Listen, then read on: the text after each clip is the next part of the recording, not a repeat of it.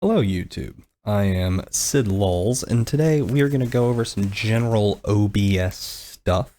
I know how hard it can be to just figure out best settings for your software, and I've been pouring through just videos and guides ever since I started. I'll be first to say my setup isn't perfect, okay, and you will have things that are different in your setup than mine.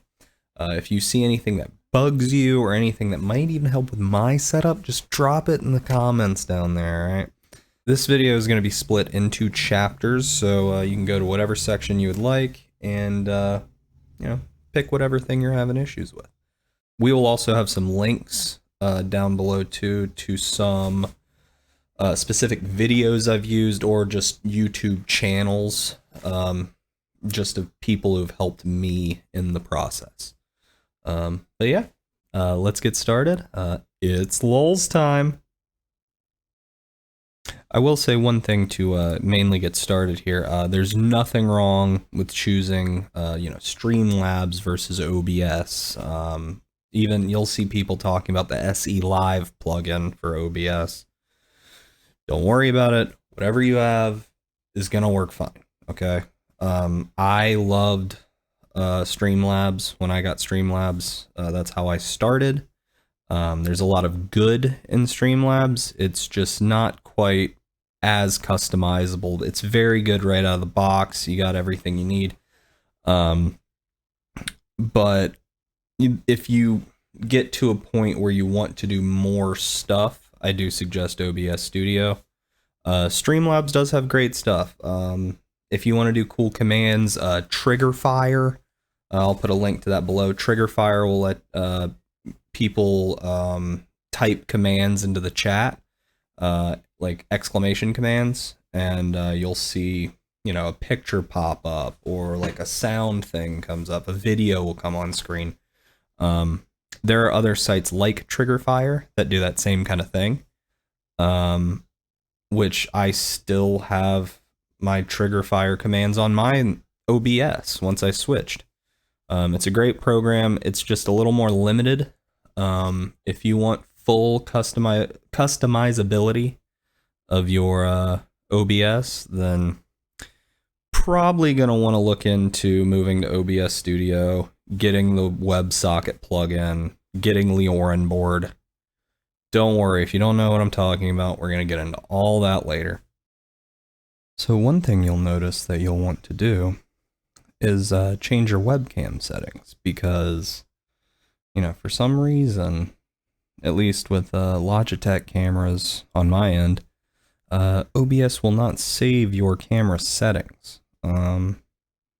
Maybe someone has a way to do that, but here is the way that I end up doing it. Alright, we'll come right over here, and now you'll see this little window pop up. I have my cam in a nested scene, which, you know, we'll see that in another chapter. So first thing we're going to do is hit this configure video button. You'll have this little window pop up. Don't mind my little spot over here. This is just what I cut out with my green screen, you know. So first thing you're going to want to do over here. So what you're going to do in this box right over here is we're going to uncheck all these. Okay. Now this one right here, if you are in a lowly lit room, I used to keep this on sometimes before I got better lighting setups. Just toy with this guy right here a little bit. But then my personal settings, I usually have to cut gain down a solid bit. Cut the brightness down a little, cut the contrast up, a little bit of saturation. Then I just toy with the white balance till I look human. Sometimes you will look zombified, especially if you got some strong lighting. But then there, look at that, looking excellent now. Am I right? Beautiful. Okay, so let's get into just general settings. So this is an OBS. If you are using Streamlabs, I believe the settings are down here as well. It's been a while. If not, they'd be up top in a toolbar. Most of this will just be OBS specific, OBS Studio.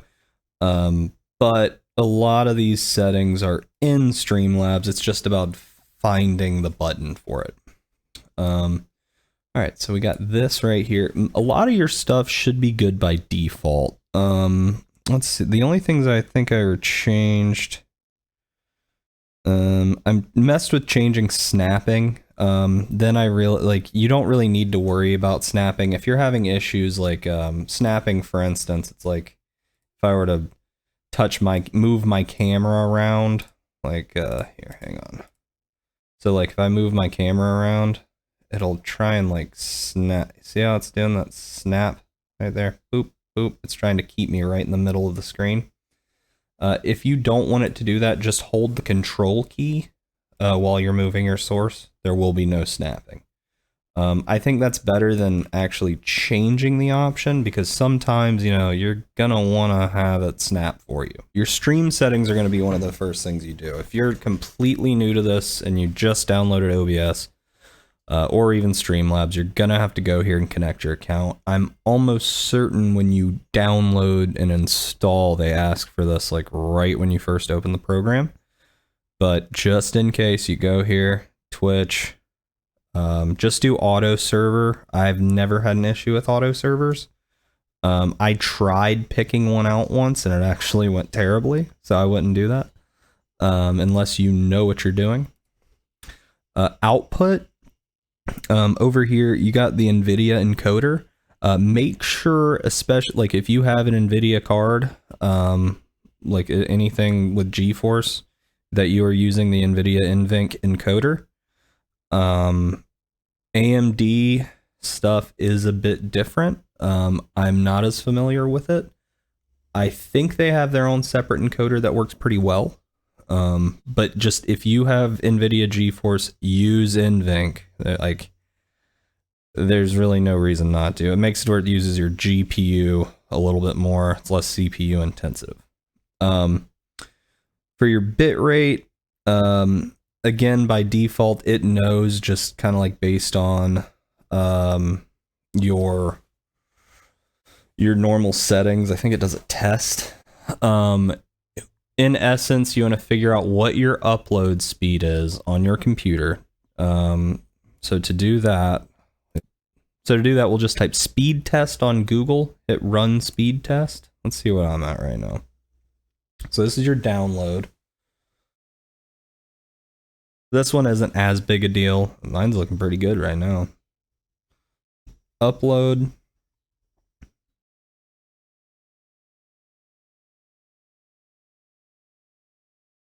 All right. 9.5, I'll take that. If we were to look at this number in our settings, we were just looking at this bitrate of 2500. That's more than enough. And I think 2500 to 3000 is about what people will do. I know some people like to just really bump that bitrate up, but just keep in mind, Twitch kind of throttles you. There's really no reason to get too crazy with it. Twitch will automatically like set you down to 720, 30 frames per second. They'll lower the bit rate of your audio, and all that is going to be throttled. Not a really huge deal with the bit rate. 2500 has been working fine with mine. Audio stuff, just keep these disabled. I see people who will try and add sources to this. It really just messes you up later. If you know what you're doing, I guess it can help, but I see no reason to use this. It pretty much makes it to where every window just automatically, like every one of your scenes will have audio, which I don't like that. I want some scenes like a starting soon scene where like no one can be heard, or be right back scenes, you know, stuff like that. Monitoring device is very important. Okay, so for your monitoring device, you want to make sure that this is your default Windows output. it's only worked well when it's my default Windows output. I've tried having multiple speaker setups with a speaker and a headset. I've tried a lot of different things. The best way to do it is just if you go to your Windows settings for sound, which is right here, right up here, whatever you have as your main output, make that your monitor. Real quick, I just wanted to take this time to say, if you enjoy what you're seeing right now, drop a sub to the channel. It really helps with things. I'm getting started on this whole YouTube fandango. So, help me out. So the next thing we're going to get to is microphone settings. I think this is probably one of the most important things in streaming, recording, anything. I don't have the top of the line, most amazing mic on the planet. I still like to think it sounds nice for what I have. This is a JLabs Talk Go. It was like $50 at Walmart. The biggest thing with sound is learning how to adjust your filters. So, we are going to go to my mic. Okay. So just make sure, obviously, make sure your device is matching your microphone. And then go to your mic filters. And see, I got a lot of stuff here. All right. The order of this is very important. Okay. You're wanting all of these to pretty much be in the order I have them here. Aside from that, it's kind of up to your settings. So we got gain at the top. So first thing you're going to want to do, so you see my mic right here. If everything was off, which we can go ahead and do that if we want. Do y'all hear all that? There's probably like background noise. You probably hear people on the phone in the background. My voice might not sound great. Honestly, it's looking like I might need some beginning gain. So maybe I'll keep that on and we'll just go with it and see how it goes. So you want to keep your gain up. Hop, bop, bop, bop, until you're right there between the red and yellow. Okay, we'll pop that on. Ooh, I didn't turn it on first. Bop. Ooh, see, now we're clipping. We don't want to do that. I don't want to clip. Bop, bop, bop. I'd say that's good. So just we'll add a decibel. All right, and then VST plugin. This is very, I'd say optional, but it works very well. I have the Marvel GEQ plugin. It's amazing. It's pretty much an interface that lets you change the EQ of your mic. Very good stuff. Compressor. If you want, by the way, if you want some stuff about this, like this is, I'll try to link a couple people in the about, but it's learning EQs takes a lot. So just do what you like, try to figure out your favorite way to do it. For my voice specifically, this works, doing the smiley face. A lot of people swear by the smiley face. So for your compressor, this is where you're getting into like the meat and potatoes of everything. Okay, I will, again, I'm going to link a guy down below who showed me all this stuff. His video is way better at this than I'm gonna be. But in essence, you start out by figuring out what your output gain is going to be. So you only really need this if you're not getting up to this like yellow to red level. I already have mine up, so mine is, that's actually why I didn't need gain in the first place, because my output gain for my compressor. This makes it to where if I talk quietly, it's still kind of picking up just about the same as if I talk loudly. Your output gain, you would talk as quietly as you normally, like as quietly as possible, while you were like as quiet as you would go while streaming. So just like really just, talking. And then you want that to still be up there. So you're moving that until it's just hitting there. Your threshold is the opposite. So this is where, like, if you're just like, yeah, like, then you want to pretty much get as loud as you can get on stream and make sure your compressor threshold is keeping it down low. So the higher up it is, the more likely it's to clip. The lower it is, the more likely you're just not going to get clear audio. Attack and release, you got to play with it a little bit. Just keep this for just talking, keep it 5 or below. Release 100 milliseconds is about solid. When you get into compressors with actual music and instruments, you see people making this number much higher. But for just talking, streaming, you shouldn't really need to play with that too much. So for our expander, this is background noise. Okay. This is typing. So like, you see how you can hear all that? Now when I cut this on, you can still get a little bit of that. It's pretty hard to get some of the loud ones. Using an expander and a compressor is much better than using noise suppression. I still have it in here. I do not use noise suppression anymore. This is a big thing. Noise suppression will kill your highs and lows. I sing on my streams. When I hit a high note, if I have noise suppression on, no one's hearing it. But the expander is just the opposite. So output gain can stay zeroed. Ratios, by the way, just leave them like 3 or 4 to 1. Don't go much higher. Ratios can kind of start messing with stuff a little bit if you go too high. Like it'll really just take your volume away. But yeah, for your threshold, you're just trying to move it until it's still picking you up, even at your lowest level, but it's also not picking up any noises in the background. Noise gate, same kind of thing. If you have any like low stuff going on in the background, you can use a noise gate. I don't think I actually need this on. I just have it on just in case. Like, yeah, you're still gonna get some of those loud noises in the background, but it works. Like I said, I don't use noise suppression.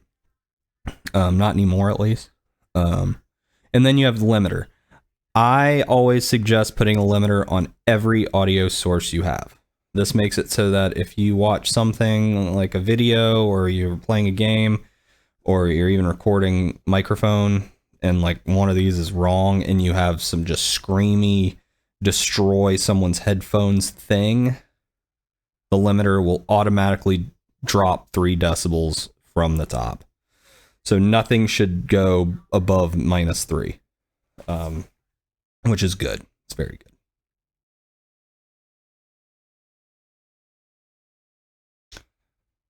Another good thing to go over is nesting scenes. So say you just have a whole bunch of stuff here, kind of like I do. The issue is these are scene specific, so don't worry about that. You can go to these down here, and you see these NS, all sound stuff, NS videos. Let's go to our studio mode. Studio mode just makes it to where, by the way, that you can see another scene without changing it. So see, you guys still see me here, even when I go to NS videos front. So my NS videos front, this is anything that's going to play in front of me, because I have certain commands that need to stay behind me. So I have like a Wordle game that'll play on stream. I have like a Polaroid picture thing.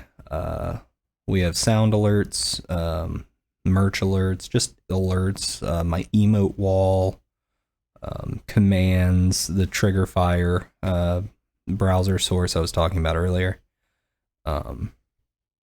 So it's very handy. You can put all of your alert stuff in here, okay? And then if you go back up to your live scene, which is where we're at now, you can just put that scene, you just add a scene, and then you can pick the scene to put in there. I usually always put NS there so we know it's a nested scene, and I leave it at the bottom so it doesn't really interfere with anything. But you can do that same thing with other stuff. So these are my videos that come up behind me. So this stuff will play like, you know, like right behind where I'm at. See? It's fun, right? Also, I have an NS cam. For the camera, it makes it to where I can have both my cameras on one scene, which helps a ton. If you're doing like camera changes in a scene and stuff like that.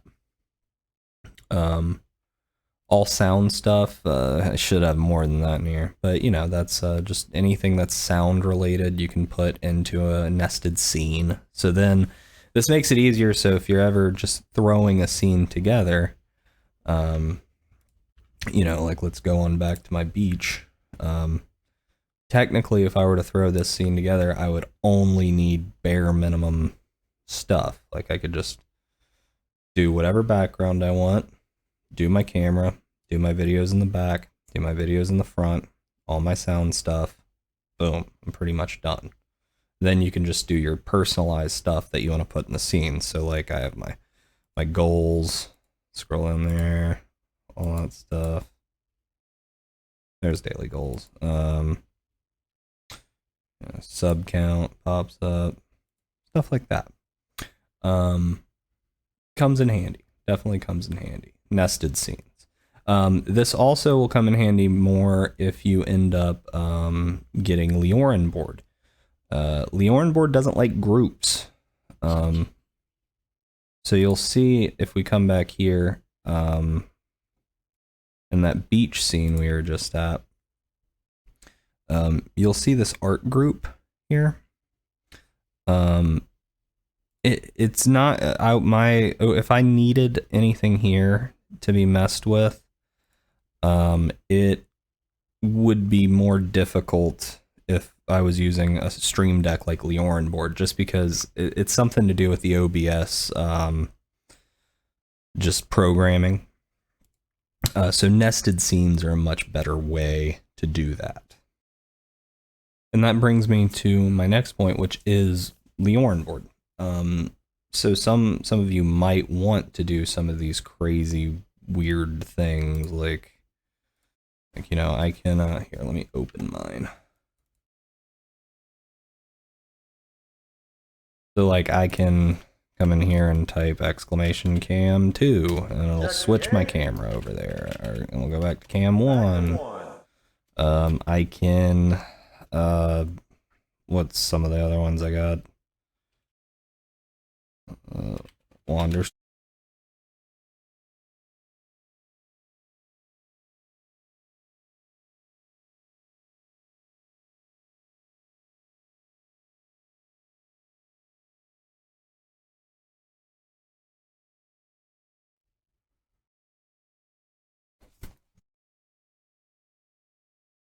Yeah, I'm just gonna end that. So let's see what it was. Oh, it was yacht. Oh, of course. Who the hell was gonna guess that? But yeah, so you can do all sorts of fun stuff if you get Lioranboard. So the first thing we're gonna do is we need to get this, the WebSocket server. So to get that WebSocket, we are going to come to obsproject.com. You can pretty much just search OBS WebSocket on Google. Make sure when you do that there is not an ad, like a sponsored one, that they're going to make you click on. Make sure it's coming from obsproject.com. I have heard about some issues recently where people will sponsor malicious links on Google. So just keep an eye on that. Come right here, and then you're going to go to download. Okay. And you are just going to keep scrolling and then pick the one that you need. So I use the Windows installer.exe. This will do everything for you. You can do zip file if you want to do it your own way. But yeah, if you do all of this right, okay, once you get it installed, make sure you restart your OBS. But when you come in here, you should have WebSocket server settings, okay, and it should bring up this menu. Do not mess with your port numbers, okay? Do not mess with your default port number, and feel free to enable authentication if you would like. Just make sure if you do this when you get to Lioranboard, you remember what that password was.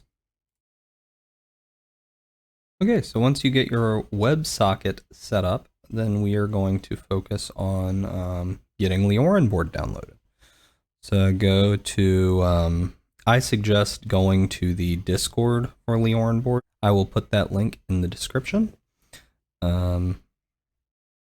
But in the meantime, if you go to their announcements page and scroll up a little bit, you'll see this one from the Lioranboard team. Mine was a 64-bit download, so I click that. And it's going to automatically do it, which I did not want.